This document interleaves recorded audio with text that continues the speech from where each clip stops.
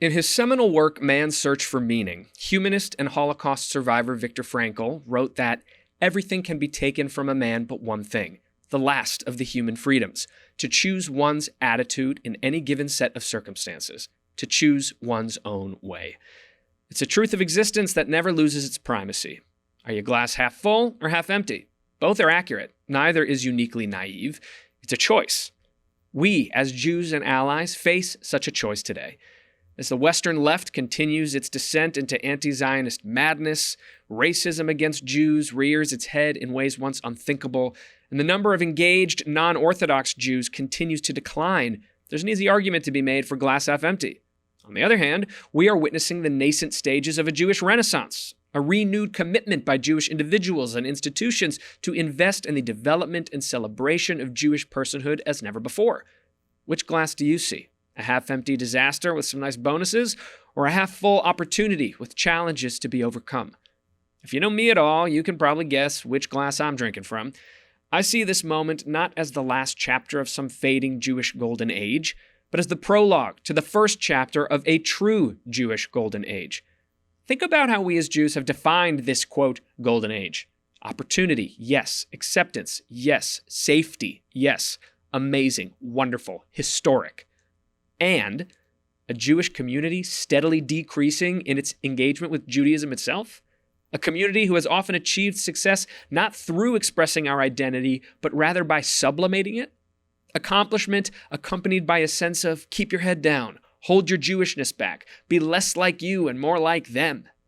Is that really the most golden version of Jewish life we can hope for? I don't think so. I see a global Jewish community only just beginning to fully step into and own its power and potential. I see tremendous and exciting opportunity to build a true golden age in the ashes of one of the darkest chapters in our history. But in order to seize the opportunity before us, we need awareness. We need strategy, collaboration, and most of all, intention. Nothing is by accident. If we want to create the truly thriving Jewish community we deserve, here are the steps I think we need to take in order to get there. Number 1, AI. From radio to television to social media, the world's villains have successfully harnessed the communications technology of each given age and used it against an unsuspecting populace to the detriment of not just Jews, but humanity. Social media is already an enormous notch in the loss column for us. We got our asses handed to us. Islamist forces invested the time, money, and strategy necessary to capture the hearts and minds of an entire generation, and then some, built entirely on lies, distortions, and a lethal command of the medium at hand. The next frontier is artificial intelligence. Jews and our allies cannot afford to get caught napping this time. Every brilliant Jewish mind in tech, communications, cybersecurity, whatever, needs to ensure that the good guys dominate this technology first. Think about every action or sci-fi movie you've ever seen. If this technology got into the wrong hands, it could be catastrophic for Earth. Yeah, no shit, Sherlock. That's exactly what happened with social media. We're tearing ourselves apart, unwittingly doing the bidding of literal jihadist terrorists bent on our annihilation because the technology was mastered by the wrong dudes. Fool us once, shame on you. But if we don't go all out to win the AI race and ensure it's being used for the illumination of truth and the betterment of humanity, it'll be a big old shame on us. Coders get coding, funders get funding, scientists get sciencing. If we lose the AI battle, we may lose the war. Number 2, Jewish day schools and summer camps must become financially accessible, and equally as important, if not more so, they need to become competitively excellent. Removing the financial barrier alone is of course critical and game-changing and worth our utmost focus. And yet, it's hardly the full picture. An estimated 90% of American Jews are non-Orthodox, and of that 90%, only 5% enroll their kids in Jewish day school. Most estimates have Jewish camp enrollment at around 15 to 20% of Jewish kids. In both cases, the vast majority of eligible participants are opting out, and that's clearly about more than just finances. We lack the value proposition. Not only should the tuition be affordable, but the education should be the best in the area. Our schools should have the best facilities, programs, college acceptance rates, parental involvement, community relationships. Our schools need to offer Jewish families a real home full of the best people that's also a slam dunk for their kids' futures. We need to be so great that non-Jews are applying to provide their kids the same great opportunities ours are receiving. Jewish camp should not just be affordable, but everything you could possibly wish for in a summer camp. Plus challah. We need dollars, yes, of course, but we also need leadership and strategy. We need to highlight the models that are already innovating, disrupting, and flourishing and follow their lead. We don't need 15 organizations around Jewish education trying 15 different things that haven't worked. We already have schools like JLA in Miami or Milken in LA paving the way. The rest of us need the humility to say, oh wow, that's working. How do I copy that? Only when our schools and camps are the jewels of their communities, with the financial support to ensure a seat for all who desire one, will we have any hope of changing the Jewish future. Number 3, everyone, that means you, needs to think about how you can begin to utilize your professional skills for the benefit of the Jewish community. We do not have the luxury of handing over our best assets, ourselves, for the rest of the world to enjoy without ensuring our own community's flourishing. If you're a cook, start a Jewish restaurant. If you're a dentist, open a free clinic for Holocaust survivors. If you're an actuary, offer your services to Jewish organizations. If you make chairs, make Jewish chairs. If you make music, make Jewish music. If you make coffee, make a Magen David in the latte. I don't care. Think about how much Jews have accomplished in this world without much of a thought to our own community, or worse, overcompensating for our Jewishness by actually going out of our way not to work for our own benefit, as if proof of our allegiance to the majority will make us better off than actually just making ourselves better off. Imagine the possibilities if we flip that single switch to get everyone rowing in the same direction. That's a golden age. Be a part of it. Number 4, there's one industry in particular that I feel needs to answer the call more so than any other, and that's my own, the entertainment industry. If you don't like bad language, earmuffs please, Jews in the entertainment industry need to step the fuck up. There is no more potent way to achieve positive change at scale than through popular culture. Jewish stories, shows, books, musicians, actors, writers, agents, etc. Their opportunity to influence change is unparalleled. On my episode with Muhammad al-Samawi, a Yemeni-born Muslim who was taught to despise Jews, he shared how watching Ross and Monica Geller, 2 Jewish characters on the TV show Friends, opened his mind to what was possible in interfaith relationships. Do you understand how impactful that is? Just including Jews on the show was a chance to humanize us for tens of millions of viewers all over the world. When you understand the potential impact, the lack of engaged Jews across Hollywood, theater, music, literature, sports, you name it, is a downright shanda. Are there heroes in each of these fields working their tails off on our behalf?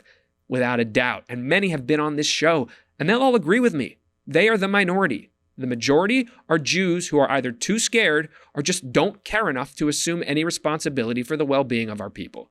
We have Jews who, quote-unquote, run Hollywood, refusing to use their influence and ability to help, or thinking that whatever they may have whispered in private is enough. They wrote a check, they went to a gala, maybe they listened to this podcast. Sorry, fam, but it's simply not enough, not anymore. Ask yourselves, Jews of the entertainment world, what would a real Jewish golden age look like? And what can you personally do to help us get there? If you're not part of the solution, you're part of the problem. And until we each take that responsibility personally, we're not going to move the needle. Number 5, we need more Jews running for political office at the local, city, and state levels. Politics is a game of interests. Everyone plays it. We need to as well. We need Jewish and true allied voices at the tables of power, where the decisions that affect our day-to-day lives are made.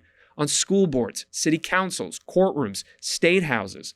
Our enemies on both sides of the aisle, the DSA, Islamists, white nationalists, they're already throwing themselves into this endeavor openly and unabashedly in way bigger numbers than we can ever hope to match. As the saying goes, if you don't have a seat at the table, you're on the menu.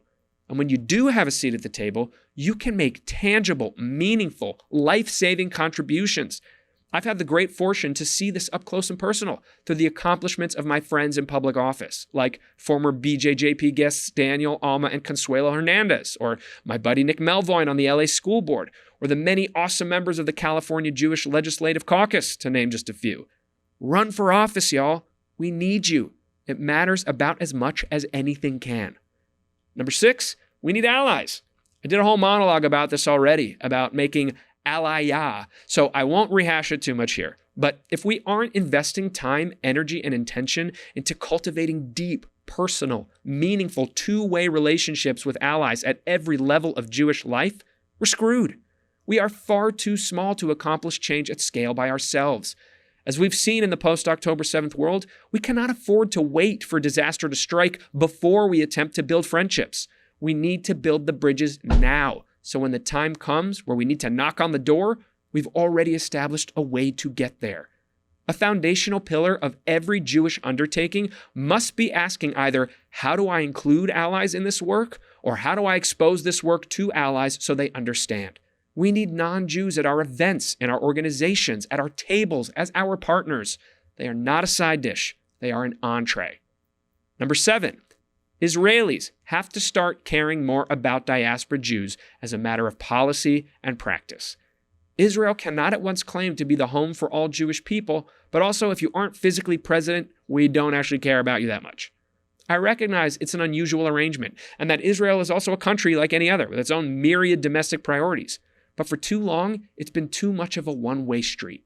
Like, how many Israelis even know that Magen David Adom, Israel's national emergency medical and blood services organization, is funded almost entirely by diaspora Jews? We don't do that because we care about Israel, the location. We do that because we care about Israelis, the people, our brothers and sisters. That's how families work. Out of sight, out of mind is not a cool way to approach fellow members of the tribe. In today's climate, everything the Israeli government says or does has an effect on how Jews in the diaspora are treated. It's not fair. It's not right. It doesn't mean the government is good or bad. It's just a fact of the matter. Global Jewry is being made to answer for Israel. And as garbage a situation as that is, we need Israelis to recognize that reality and assume more responsibility for our well-being.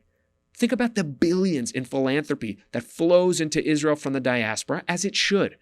But are the other 50% of Jews on earth really so much less valuable just because we live somewhere else? Number 8, we need more Jews.